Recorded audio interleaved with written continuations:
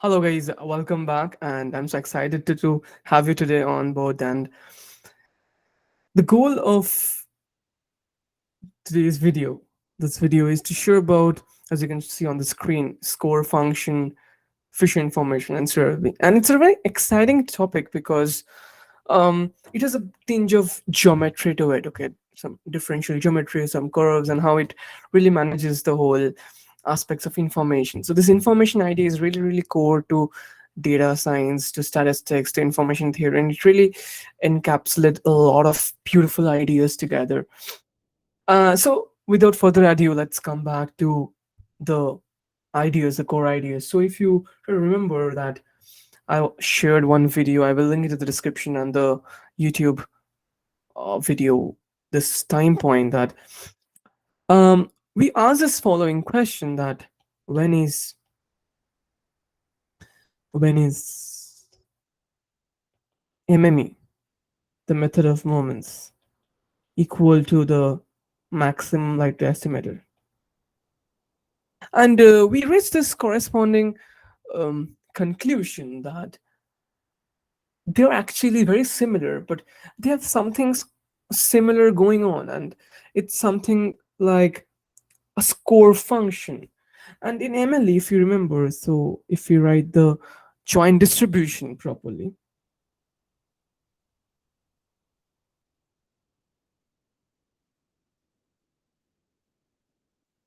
this is a likelihood too.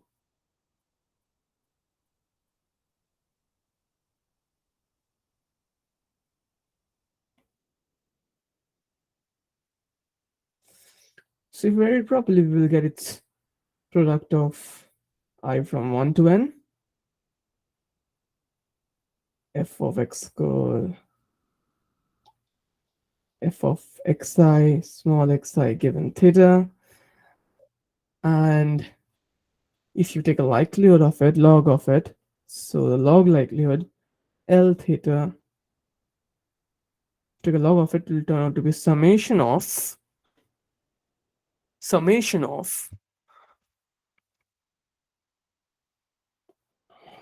log base E f of xi of this, oops, I'm sorry, given theta. And if you remember, we do the derivative, take derivative of it, del L del theta of this, and it turns out that we take the derivative of it,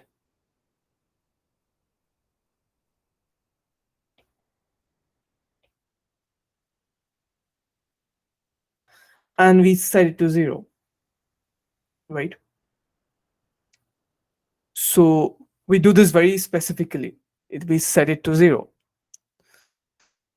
Now, while we are doing this, so we have observed one very important, a very important concept that turns out really, it it just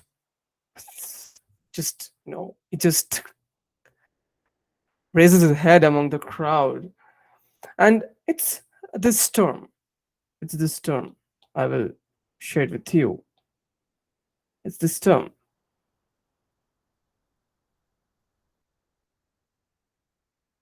And we will see these terms really make sense. And in Max MLE, in MMLE, we got this in MME, the method moments. We got a similar thing, and therefore they got interested. People got interested in about this term, del theta of log of f of x given theta. This was natural, interest to the people. And then they found out that this is some interesting properties. So if you write it down, it will be, if you write down in terms of, in terms of the sample variable, I'm just taking for one sample. Then we take a sum of it, right? And if you take a sample for one sample, it turns out to be nothing but function of x, so it's a random variable.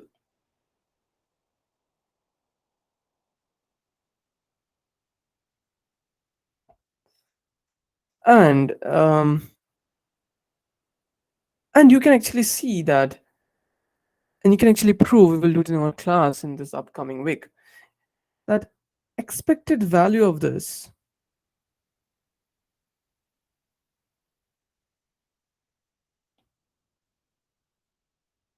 turns out to be 0 on average. The expected value of this is called the score function. This is the score function. We'll see, we can prove it that this turns out to be 0. This is called the score function. This element. This is the score function.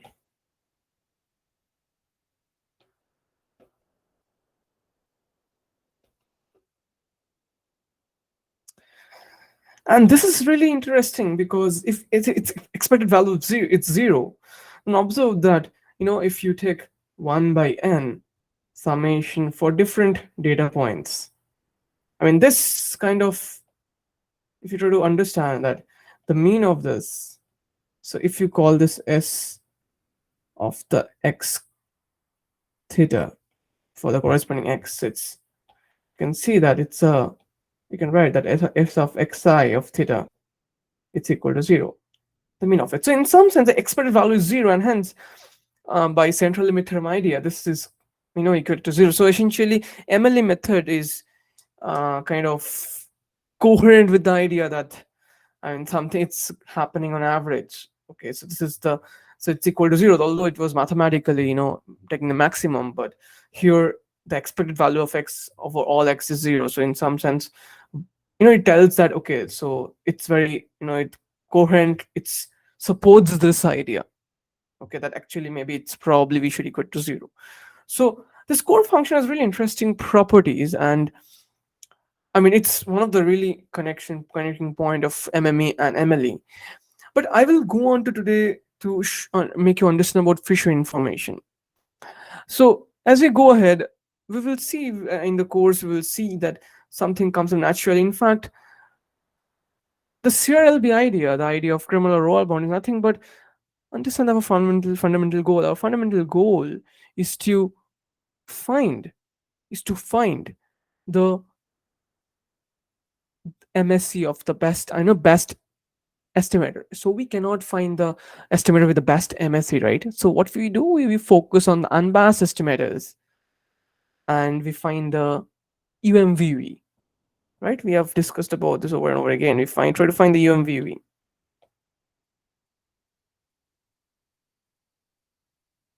And Rao was very interested in understanding this idea that what is the, if we can show that a variance, so there was not so rigorous proof of how to find the UMV. So Rao thought about that, if we can if we can find out the variance. So we know very good estimators by MLE, right? We already know good estimators by MLE. So Rao thought that if we can find out some, if we can find what can be the good, the minimum variance, because UMVUV has a minimum variance, right? If we can find out a bound to minimum variance, to variance, the idea of minimum variance of unbiased estimators,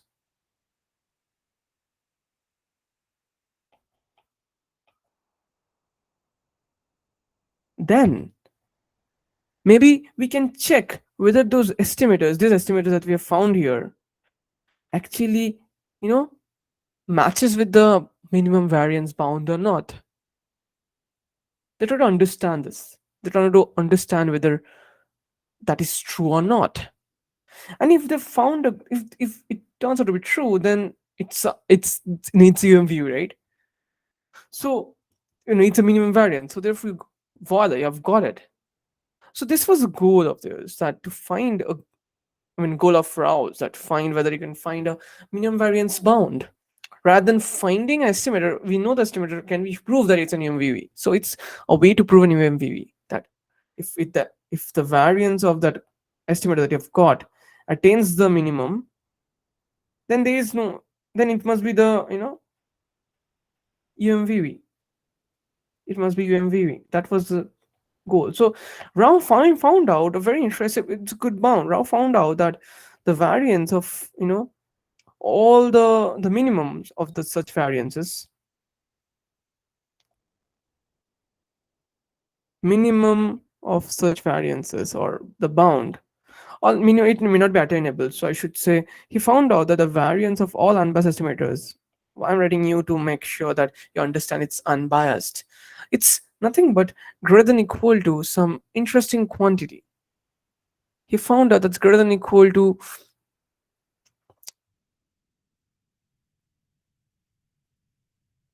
some quantity that is 1 by, oh yeah, so 1 by information of theta. So in some sense, so I will tell you about this more. Let's see. I will tell you about this more. So he showed that. So he showed this the following. He showed the following, that. So let's, before going on to understand what's this, we will make sure we understand in the uh, course, but in the course live lectures, but we will make you understand what is this I theta, this information theta. It, it directly came from that score function. So we have seen that score function. I will come to this later on soon, this idea. But what they did is that the score function is defined, they define that the score function has expected value of minus of this, rather expected value of del minus of this del theta of the score. In other words, it's expected value of minus of del square, del theta square of log of f theta of x. In other sense, this was the likelihood, right?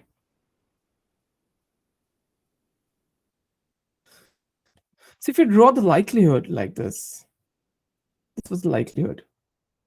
I'm just taking for one variable. It can be extended for multiple variables also. Just like that expression of multiple values with summation of all this. Okay. So information gets added. So we are just looking for one variable. We will show in the class it gets added. So what we did is that we found so this was the theta. This was the likelihood L of theta. So we found that theta had MLE, that point where it attains a maximum.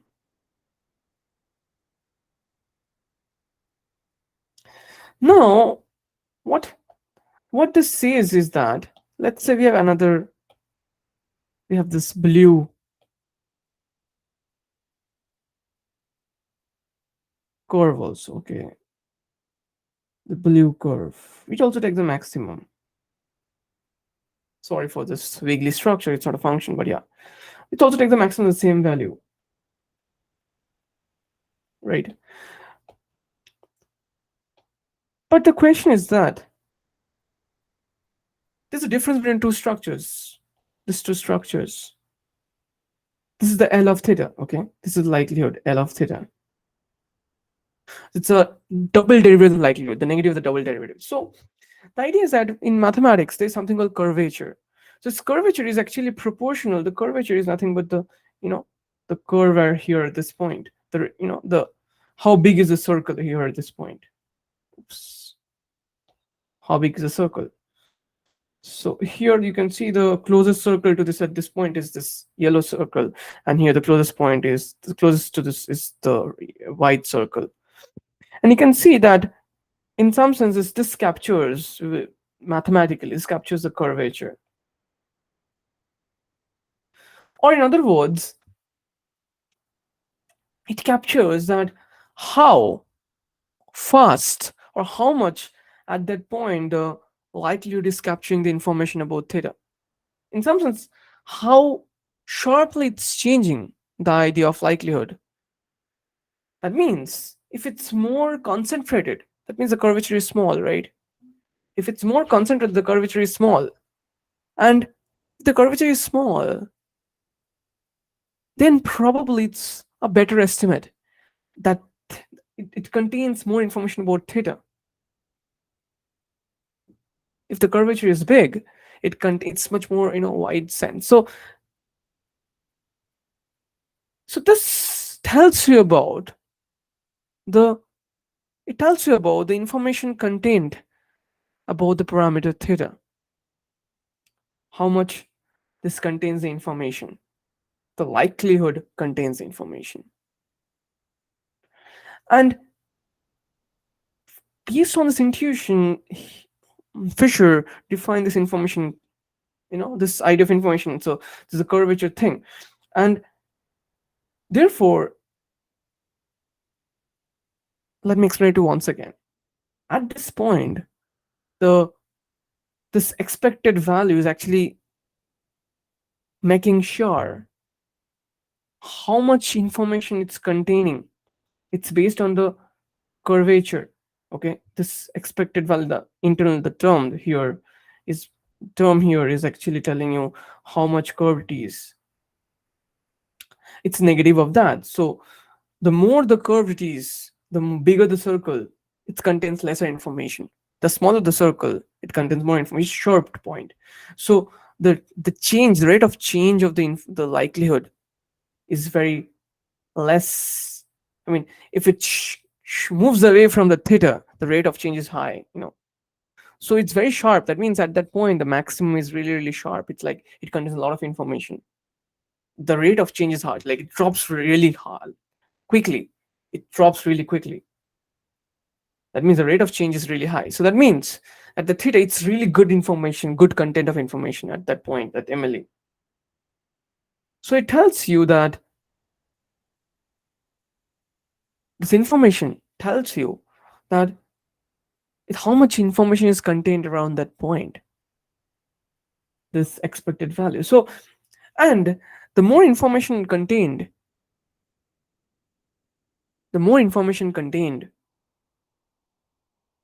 if you know, the more information you have, lesser the variance is. The more information you have, the lesser the variance, and lesser the information, the more the variance is. If you have, let's say, if you have less information about an incident, that means the variance, the dispersion of the incident, the possibility of the incident is more. The more information you have, that means it's concentrated. That means less variance, less possibility of the variation, the dispersion of the happenings.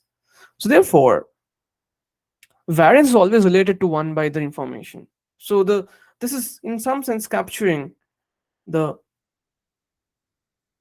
quantity of variance. So it's telling this 1 by theta, information of theta, is actually the minimum amount of variance you can have of an unbiased estimator. And this is really, really interesting, how everything connects together. And this is the whole idea of Kramer or lower bound, that how information comes up, from where information comes up. So information comes up from this whole idea of, it came from this MME, MLE, and then it became the score function. And then we did the derivative of score function to understand what is information. And we can see the information is the average on the expected, curvature of the likelihood, and that's really, really beautiful. And at that point where theta had Emily, where it's take the maximum, the likelihood is really, really, we can see the expression of the idea of curvature coming and information coming up. So it's average curvature of the likelihood what information is contained, and that's a beautiful part of it. So each data point leads to a likelihood, and that likelihood encapsulates certain information about the theta. How much is the information about theta? That is what is captured here. So likely data to likelihood, we get the likelihood of the data of, and then we get the information from the data. From the info, that's a like the data gives that amount of information, right? And from the information we get the idea of variance, the minimum variance. The data gives that amount of information. So therefore, since variance is inversely proportional to the information, because as information increases, the variance decreases. So that's the minimum information you can have. This is the information. The data gives out this amount of information, and from that we get the minimum variance that it can have, the unbiased estimators. This is really beautiful. The data gives, understand, the data gives likelihood. We get the information by the idea of curvature idea. From likelihood with the joint distribution. And with the information, we take the inverse behavior to get the minimum possible variance. This is the whole idea of it. How this information and variance and are merging together. It's beautiful, right? I hope you enjoyed this. The more details will be shared in the classes, the live classes, and I'm so excited to share the ideas to you. The information theory holds really important aspects in also the transfer of information on online channels. Like there's some called Shannon's entropy and stuff like that. It's beautiful. You should read it up sometimes. And thank you for watching till this point of time. I hope to see you again and have a great day ahead. All the best, guys. Stay tuned and stay blessed. Bye bye. Take care. Have a great day ahead.